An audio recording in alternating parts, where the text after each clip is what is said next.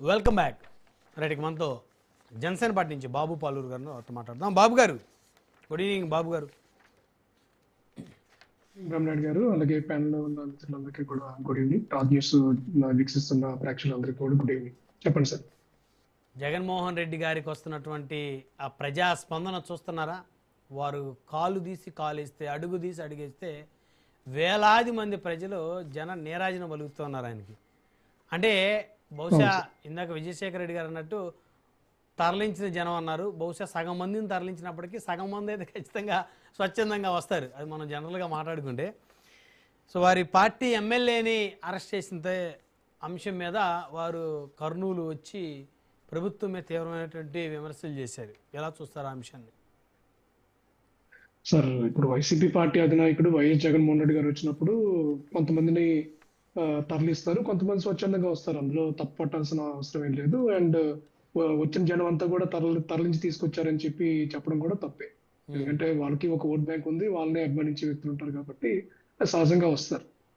కాకపోతే జగన్మోహన్ రెడ్డి గారు సిద్ధం సభలు మనకి గుర్తుండే ఉంటాయి. ఆయన ఎక్కడికి వెళ్ళినా కూడా చాలా జన సందోహం వచ్చింది. ఆయన ఆ జనాన్ని చూస్తే పాపం వైనాట్ 175 అని చెప్పి ఆయన ఒక భ్రమలో ఉండి 24 ఎలక్షన్ తర్వాత రిజల్ట్ రోజున మొత్తం దిమ్మ తిరిగి బ్లాక్ అయింది మైండ్. సో జనాలు రావడం అనేది ఓట్లు కాదు, వచ్చిన వాళ్ళందరూ ఓటర్లు కాదు, వచ్చిన వాళ్ళందరూ అభిమానులు కాదు. అది అది ప్రతి ఒక్క రాజకీయ నాయకుడు గ్రహించాల్సిన విషయం, ఉన్న ఫ్యాక్ట్ అది. కానీ ఈరోజు జగన్మోహన్ రెడ్డి గారు ఏ విషయాల మీద వెళ్తున్నారు, ఏంటి ఓదార్పు, ఎవరిని ఓదార్చడానికి వెళ్తున్నారు అనేది మనం చూడాలి. నాకు తెలిసి దేశంలో ఏ రాజకీయ అధినాయకుడు, ఏ పార్టీ అధినాయకుడు కూడా ఒక తప్పు చేసిన దోషుల దగ్గరికి ఇలా పోలీసులు పర్మిషన్ తీసుకోకుండా, తప్పు చేశాడు ఎమ్మెల్యే అని మీరు ఎలా చెప్తారు? ఆయన తప్పు చేసిన దోషుల దగ్గర చేశారు కాబట్టి కదా సార్ రిమాండ్ పంపించారు కోర్టు.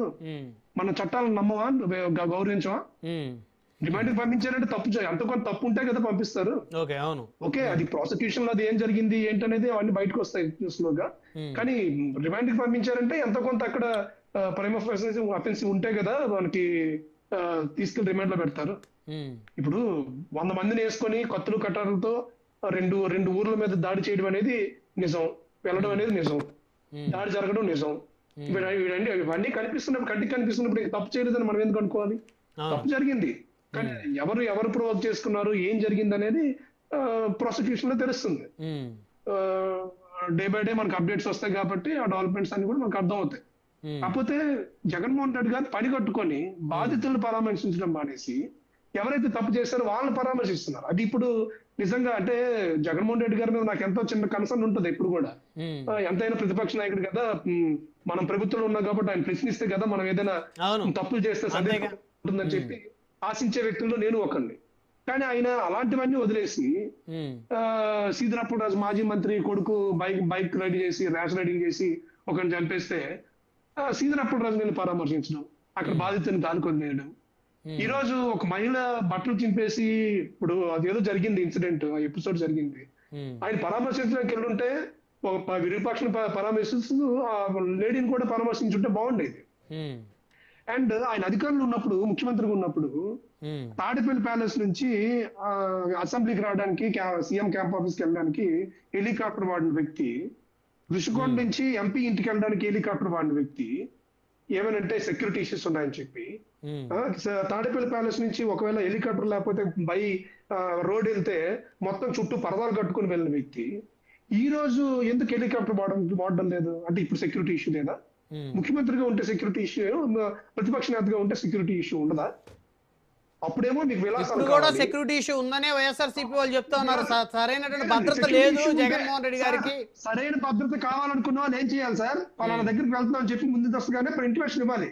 మేము రోడ్ షో చేస్తున్నాం అని చెప్పి ఇంటిమేషన్ ఇవ్వాలి. ఇప్పుడు ఒక మాజీ సీఎం ఇచ్చే భద్రత ఆయనకి ఇస్తున్నారా? ఈ ప్రభుత్వం ఇవ్వట్లేదనే కదా. 2 రోజుల క్రితం సజ్జల రామకృష్ణారెడ్డి గారు కూడా ఢిల్లీ వెళ్ళి మరి కేంద్ర హోంమంత్రి అమిత్ షా గారిని వాళ్ళందరినీ కలిసి వైకాపా సీనియర్ నేతలందరూ కూడా జగన్మోహన్ రెడ్డి గారి ప్రాణహాని ఉంది, ఆయనకి ప్రభుత్వం భద్రత ఇవ్వటం లేదు అని చెప్పేసి వాళ్ళందరూ గగ్గోలు పెడతా ఉన్నారు కదా సార్. ఇప్పుడు వాళ్ళని భయపెట్టే వాళ్ళు, వాళ్ళకి ఏదో చేసే వాళ్ళు ఎవరు ఉంటారు చెప్పండి? చేస్తే గీస్తే వాళ్ళే చేయాలి. కానీ ఈ రోజు విరూపాక్ష గారు అక్కడ స్థానిక ఎమ్మెల్యేగా ఉండి ఆ 2 గ్రామాల మీద దాడి చేశారు. ఎవరి మీద దాడి చేసినట్టు ఇప్పుడు కూటమి ప్రభుత్వంలో ఉంది, కానీ దాడి ఎవరు చేశారు? వైసీపీ ఎమ్మెల్యే చేశాడు. అందుకే ఈ రోజు రిమాండ్ లో ఉన్నారు. సార్ ఒకటి, ఈ రోజు గాంధీ పుట్టిన దేశంలో ఇలాంటి అరాచకాలు జరుగుతున్నాయని చెప్పి వైఎస్ జగన్మోహన్ రెడ్డి గారి నోటి నుంచి మాటలు వింటుంటే నాకు నిజంగా చాలా ఆశ్చర్యంగా ఉంది. ఆయన అంటే దెయ్యాలు వేదాలు వల్లించినట్టుగా మాట్లాడుతున్నారు ఆయన. సార్ వీళ్ళు అధికారంలో ఉన్నప్పుడు పవన్ కళ్యాణ్ గారు వైజాగ్ కి, ఎందుకంటే రాజీవ్ గాంధీ గారు కూడా మా ఉత్తరాంధ్ర వాసి కాబట్టి ఆయన కూడా పూర్తి అవగాహన దీని మీద ఉంది, ఎపిసోడ్ మీద, కాబట్టి ఇప్పుడు నేను ప్రస్తావించాలి. పవన్ కళ్యాణ్ గారు అక్కడ ప్రజల సమస్యలు తెలుసుకోవడం కోసం జనవాణి అనే కార్యక్రమం పెట్టారు. ఆ కార్యక్రమం పెడితే ఆ కార్యక్రమం జరగకుండా చేసింది పోగా, పర్మిషన్స్ ఇవ్వందే పోగా, నోవాటెల్లో 3 days ఆయన్ని నిర్బంధించారండి. ఆయన రోడ్ షో అంటే ఇప్పుడు పవన్ కళ్యాణ్ గారు వస్తే జనసందోహం ఎంత వస్తుందో మీకు తెలుసు. ఆ రోజు ఎయిర్పోర్ట్ నుంచి మళ్ళీ నోవాటెల్కి వచ్చే వరకు కూడా విపరీతమైన జనం. అంటే ముందస్తుగానే పవన్ కళ్యాణ్ గారు అరెస్ట్ చేస్తారు, రోడ్డు మీద రానివ్వరు, జనవాణి జరగనివ్వరు అని చెప్పి ముందస్తుగానే మొత్తం అంతా కూడా గాసిపింగ్ అయింది కాబట్టి జనాలు స్వచ్ఛందంగా రోడ్డు మీదకి వచ్చేసారండి. మహిళలు ఎంత అంటే నైట్ 10:30, 11 అయింది అనుకుంటా ఆ రోజు. ఆ టైం వరకు కూడా జనాలు రోడ్డు మీదకి వచ్చేసారు. ఎక్కడికక్కడ మొత్తం బ్లాక్ అయిపోయి అక్కడ ఎయిర్పోర్ట్ లో 5:30కి దిగితే ఆయన నోవాటెల్ హోటల్ చేరడానికి 10:30, 11 అయిందండి. ఆ రోజు కనీసం పవన్ కళ్యాణ్ గారిని సన్ రూఫ్ ఎక్కనివ్వలేదు, అంటే బయటకు కనిపించడం లేదు. మీరు ఆ విజువల్స్ కూడా మీకు గుర్తుంటే ఒకసారి గుర్తు తెచ్చుకోండి. ఒక పోలీస్ అధికారి వచ్చి కిందకు దిగమంటారు పవన్ కళ్యాణ్ గారిని, మీరు బయటకు కనిపించకూడదు, కిందకు దిగిపోండి అని చెప్పి చెప్తున్నారు. రోడ్ షో కూడా చేయనివ్వలేదు ఆ రోజు. జనవాణి కార్యక్రమం ఎవరి కోసం చేసిందండి? ఈయన ఈ రోజు ఎమ్మెల్యే స్వయంగా వెళ్ళి దాడి చేయించి దోషులనేమో పరామర్శించడానికి వెళ్తే పోలీసు భద్రత కావాలన్నారు, పోలీసు భద్రత ఇచ్చారు. రోడ్ షో చేస్తారని ఎక్కడ కూడా పర్మిషన్ అడగలేదు, పెట్టలేదు. కావాలంటే చూపించమన్నాడు మిత్రుల్ని. కానీ ఆ రోజు పవన్ కళ్యాణ్ గారు మేము ఎక్కడ ఏ మీటింగ్ పెట్టినా, ఈ రోజు అధికారంలో ఉన్నా లేదా ప్రతిపక్షంలో ఉన్నా కూడా, మేము ఎక్కడ ఏ మీటింగ్ పెట్టుకున్నా పవన్ కళ్యాణ్ గారు ఎక్కడ టూర్ ఉన్నా కూడా ముందస్తుగానే పోలీసులకి సమాచారం ఇస్తాం, పర్మిషన్ తీసుకుంటాం. పర్మిషన్ వచ్చిన తర్వాతే మేము ప్రోగ్రామ్ స్టార్ట్ చేసుకుంటాం. అలా చేశాం మేము ప్రతిపక్షంలో ఉన్నప్పుడు. కానీ ఏ రోజైనా ఈ రోజు జగన్మోహన్ రెడ్డి అలా చేసే పరిస్థితి ఉందా? ఇప్పటికీ ఆయన ముఖ్యమంత్రి అనే ఫీలింగ్ లో ఆయన ఉన్నాడు.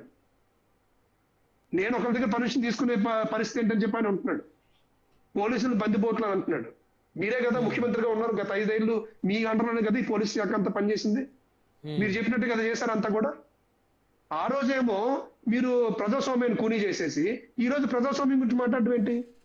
ఏమైనా తప్పు చేసిన వాళ్ళని అరెస్ట్ చేయకూడదా? ఇప్పుడు తమ్మినేని సీతారాం అనే వ్యక్తి అక్కడ ల్యాండ్ ఇది డాక్యుమెంట్ ఇది చేశారు, మ్యానిపులేట్ చేశారు.